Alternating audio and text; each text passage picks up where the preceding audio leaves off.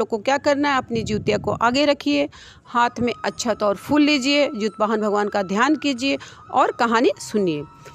एक गांव था, वहाँ पे जो था कुम्हार और कुम्हारिन रहते थे। वो लोग क्या करते थे, सुबह उठते थे, नदी तालाब में जाते थे, मिट्टी लाते थे, मिट्टी के तरह तरह के बर्तन बनाते थे, घड़ा बनाते थे, दिया बनाते थे, कोशा बनाते थे और उसको धूप में सुखा के आग में पका के फिर वो बेचने जाते, गांव गांव बेच के। इस तरह उनका जीवन यापन चल रहा था।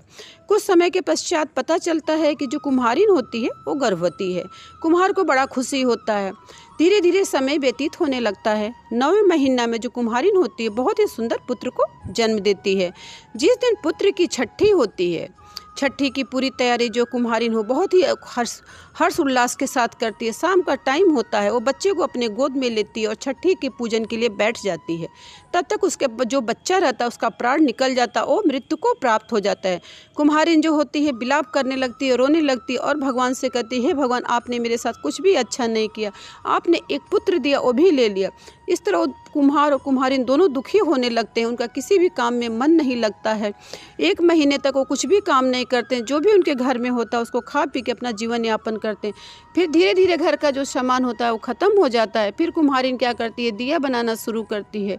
लेकिन भाद्र मास होने के कारण जब भी वो दिया को बाहर रखती है, अपने मिट्टी के बर्तनों को सुखाने के लिए बाहर रखती है, बारिश आता है, उसके मिट्टी के बर्तन खराब हो जाते हैं। कुम्हार कहता है कि इस तरह जीवन यापन नहीं होगा, हम जा रहे हैं शहर को, कुछ धन संपत्ति कमाएंगे तभी हम अपने जीवन यापन कर सकते हैं। कुम्हारिन कहती है ठीक है आप जाइए। वो चला जाता है। फिर ये क्या करती है, फिर अपना दिया बनाती है। धीरे धीरे धूप निकलने लगती है और ये दिया को सुखाती है, फिर गांव गांव जाके बेचती है। इस तरह कुम्हारिन जो होती है अपना जीवन यापन करने लगती है। एक बार क्या होता है कि कुम्हारिन जो होती है मिट्टी का बर्तन बनाते बनाते एक पुतले को बनाती है।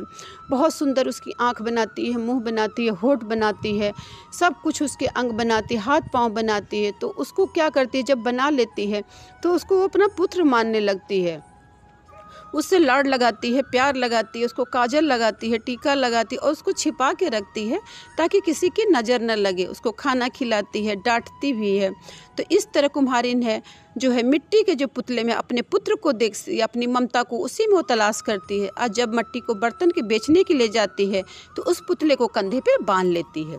ऐसे ही दिन व्यतीत होने लगा। एक दिन क्या हुआ कि जब वो मिट्टी के बर्तन बेच के आ रही थी तो देखी कि कुछ महिलाएं जो है नदी के पास कुछ कर रही हैं।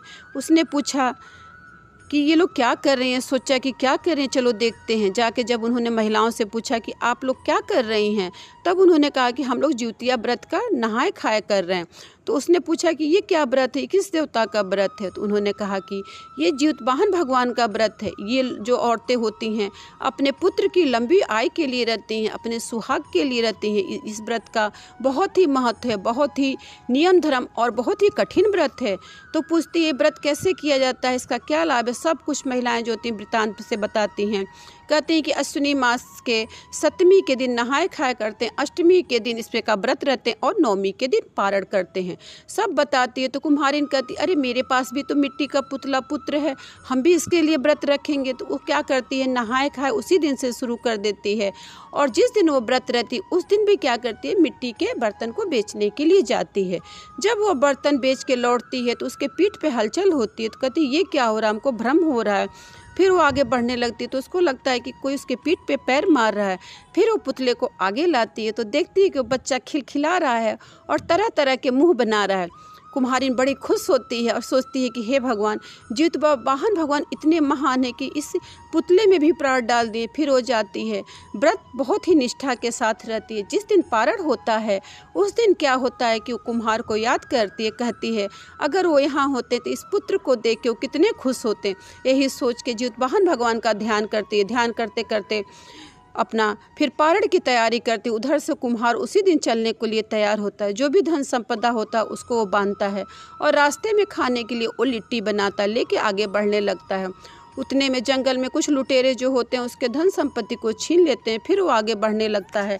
फिर देखता है कि एक जो है बुजुर्ग है वो आ रहा है उनके पास और कह रहा है कि मुझे कुछ खाने के लिए दे दो, मुझसे चला नहीं जाता, मुझे बहुत भूख लगी। कुम्हार कहता, बाबा मेरे पास तो कुछ भी नहीं है, मेरी सारी धन संपदा लुटेरे ने लूट ली, मैं क्या दूँ आपको। तभी उसको ध्यान आता है कि मेरे झोले में एक लिट्टी पड़ी हुई है, तो देता है कि लो बाबा, इससे अपनी भूख को शांत कर लो।